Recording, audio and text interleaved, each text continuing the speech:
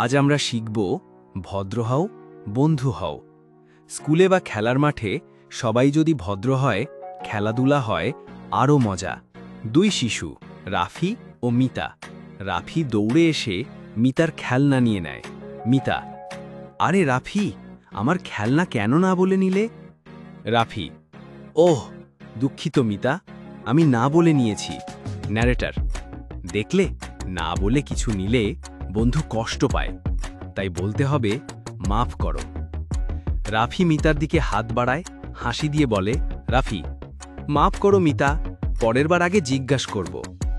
মিতা হেসে: কোনো সমস্যা নেই রাফি, তুমি আমার ভালো বন্ধু। ন্যারেটর: ভদ্রভাবে কথা বললে ঝগড়া নয়, বন্ধুত্ব আরও বাড়ে। শিক্ষক আসেন, দুজনকে দেখে খুশি হন।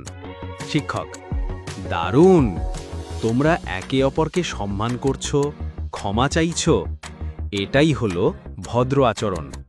ভদ্রতা মানে হলো ধন্যবাদ বলা, মাফ করো বলা, আর বন্ধুদের সাথে ভাগাভাগি করে খেলা।